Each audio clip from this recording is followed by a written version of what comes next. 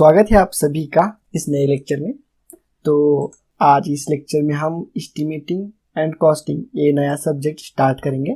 तो चलो इसके बारे में सबसे पहले हम इंट्रोडक्शन लेते हैं। तो मैंने MSBT कौशिक में पढ़ा था, Maharashtra state board of technical education. तो MSBT का मैंने थर्ड ईयर, ब्रांच कौन सी है, civil engineering, year third year और सेमिस्टर फिफ्थ सेमिस्टर का ये सब्जेक्ट है। और सब्जेक्ट का नेम क्या है, एस्टिमेटिंग एंड कॉस्टिंग। तो इस प्रकार से अब हम एस्टिमेटिंग एंड कॉस्टिंग को स्टार्ट करेंगे। अब हम समझ में आया ये सब्जेक्ट कहाँ का है, फिफ्थ सेमिस्टर का है, थर्ड ईयर का फिफ्थ सेम का ये सब्जेक्ट है, एस्टिमेटिंग एंड कॉस्टिंग। तो सबसे पहले अब हम इंट्रोडक्शन देखते हैं, इंट्रोडक्शन अबाउट सब्जेक्ट। तो इस सब्जेक्ट का हम सबसे पहले इंट्रोडक्शन लेंगे इस लेक्चर में। तो सबसे पहले हम मार्क डिस्ट्रीब्यूशन देख लेते हैं कि कितने मार्क के लिए यह सब्जेक्ट आता है। हम सिर्फ थ्योरी का ही, मैंने यहाँ पर जितना भी मार्क डिस्ट्रीब्यूशन लिया है सिर्फ थ्योरी का लिया है। प्रैक्टिकल मार्क आपको अगर देखना है तो आप सिलेबस पैटर्न देख सकते हो MSBT का। तो थ्योरी पेपर आता है 17 मार्क का थ्योरी पेपर आता है इस सब्जेक्ट एस्टिमेटिंग एंड कॉस्टिंग को। तो उसमें से आपको मिनिमम 28 मार्क तो आपको लेने ही चाहिए। अगर आपको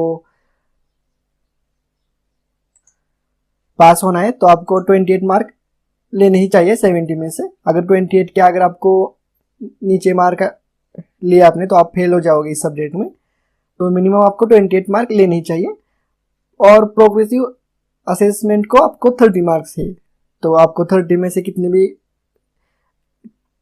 इसको कोई मिनिमम क्राइटेरिया नहीं है, आप कितने भी ले सकते हो। मगर एक और क्राइटेरिया है, टोटल ये 100 मार्क्स के लिए हो जाता है ये सब्जेक्ट पूरा। तो आपको 100 में से आपको 40 मार्क्स मिलने ही चाहिए। मगर आप वो 40 मार्क्स आप थ्योरी में मिलाओ या थ्योरी और प्लस प्रोग्रेसिव असेसमेंट लेकर मिला सकते हो आप। तो इस प्रकार से आप 40 के अब आपको मार्क मिलने ही चाहिए, तभी आप इस पेपर में या इस सब्जेक्ट में आप पास हो सकते हो। और थ्योरी को 28 मिनिमम क्राइटेरिया है, आपको 70 में से 28 आपको मिलने ही चाहिए। तो इस प्रकार से इसका मार्क डिस्ट्रीब्यूशन पैटर्न रहता है एग्जाम में, MSBT में या फाइनल एग्जाम में। Note under the progressive assessment 10 marks for micro project. तो आपको ये जो 13 मार्क्स है ना, तो इसमें से 10 मार्क्स आपको माइक्रो प्रोजेक्ट के लिए रहेंगे and 20 marks for unit test. और जो आपके यूनिट टेस्ट 1 और यूनिट टेस्ट 2 जो होते हैं ना, तो उसको कन्वर्ट करके आपको 20 मार्क्स दिए जाएंगे। तो इस प्रकार से टोटल हमारा 100 मार्क का पैटर्न मिल जाता है। तो इस पर और भी ये टोटल चैप्टर जो होता है ना, ये ओवरऑल मार्क डिस्ट्रीब्यूशन देख के आपको 200 मार्क्स का हो जाता है। 50 मार्क्स आपको ओवरऑल भी होती है 50 मार्क्स की, और 50 मार्क्स जो होते हैं ना आपको प्रैक्टिकल के लिए होते हैं। तो इस प्रकार 200 मार्क्स के लिए होता है। पर इसमें थ्योरी का पेपर 70 मार्क्स का आता है और प्रोग्रेसिव असेसमेंट जो कि 100 मार्क्स के लिए। तो इस तरह से इसका मार्क डिस्ट्रीब्यूशन होता है। अब हम सिलेबस देखेंगे कि एस्टिमेटिंग एंड कॉस्टिंग को सिलेबस कितना है। तो आपको यहाँ पर एक खुश खबर है कि इसमें सिर्फ 5 ही टॉपिक है।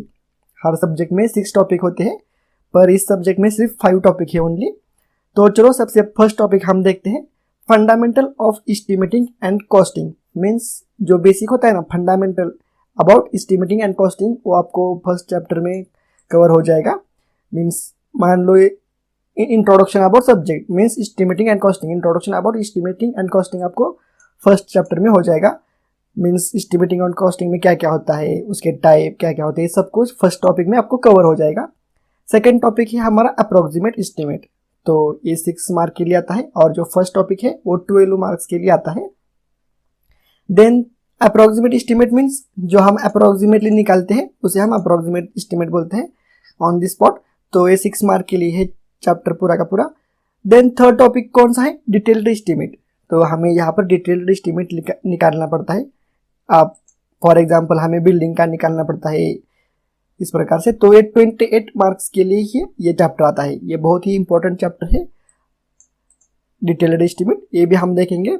उसके बाद फोर्थ टॉपिक है रेट एनालिसिस। और इसको मार्क कितना है, 12 मार्क्स के लिए आता है ये एग्जाम में। तो रेट एनालिसिस मीन्स आपको जो भी हमारे रेट होते हैं ना, या मान लो मटेरियल के रेट या लेबर के रेट, तो वो सब हम इसमें देखेंगे रेट एनालिसिस में। और फिफ्थ चैप्टर है हमारा estimate for civil engineering works. Means हमें जो भी सिविल इंजीनियरिंग में वर्क होता है ना, मान लो बिल्डिंग कंस्ट्रक्शन होते हैं, रोड का कंस्ट्रक्शन होता है या ब्रिज का किसी का भी, तो उसका हमें एस्टिमेट निकालना पड़ेगा। तो वो भी हम कवर करेंगे फिफ्थ चैप्टर में। तो ये 12 मार्क्स के लिए आता है। तो इस प्रकार से ये फिफ्थ चैप्टर मिला के हमको ओवरऑल 17 मार्क्स के लिए पेपर आता है। MSBT का हमें 70 मार्क्स के लिए पेपर आता है फाइनल एग्जाम में। तो ये रहा सिलेबस और टॉपिक वाइज मार्क भी उसके हमने देख लिए। तो यहाँ पर पूरा का पूरा इंट्रोडक्शन हो जाता है इस सब्जेक्ट का, एस्टिमेटिंग एंड कॉस्टिंग। अब हम देखेंगे थोड़े इंपॉर्टेंट पॉइंट देखेंगे कुछ।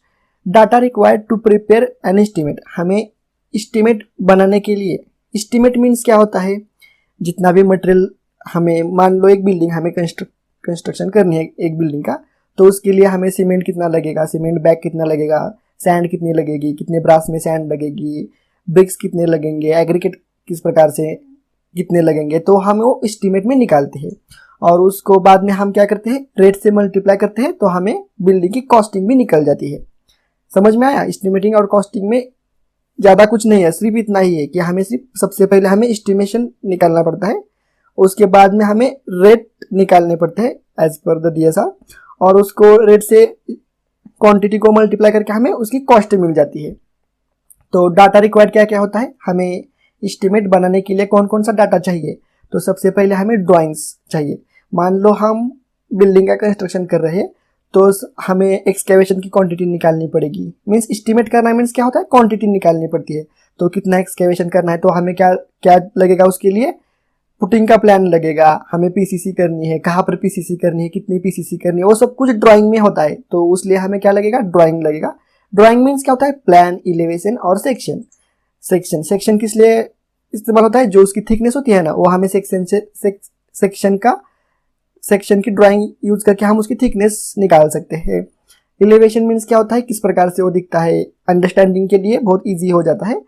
प्लान मीन्स जो 2D में होता है ना, वॉल की इंटरनल थिकनेस कितनी है, लेंथ कितनी है, वो सब कुछ प्लान में गिवन होता है। तो इस प्रकार से हमें ड्राइंग लगती है एस्टिमेट बनाने के लिए। उसके बाद स्पेसिफिकेशन।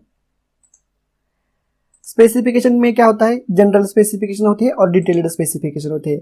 मान लो स्पेसिफिकेशन मीन्स वो काम किस प्रकार से करना चाहिए, उसका मान लो हमें आरसीसी करना है, मीन्स कॉन्क्रीटिंग करना है कॉलम के लिए, तो स्पेसिफिकेशन में क्या दिया होता है कि आप M20 का कॉन्क्रीट करो। इस प्रकार से स्पेसिफिकेशन में सब कुछ गिवन होता है, या फर्स्ट क्लास वर्क करना है या सेकेंड क्लास, इस प्रकार से सब कुछ डाटा गिवन होता है स्पेसिफिकेशन में।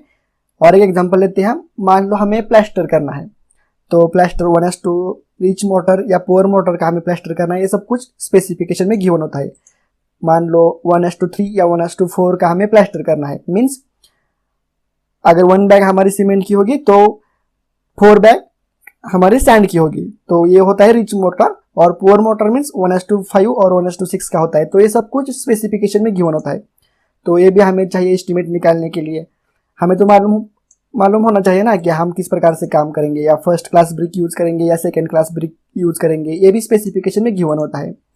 According to first class brick हमारा जो भी कॉस्ट होती है वो चेंज हो जाती है, इसलिए हमें स्पेसिफिकेशन का इस्तेमाल करना चाहिए एस्टिमेट बनाते समय। और उसके बाद हमें रेट्स भी मालूम होने चाहिए।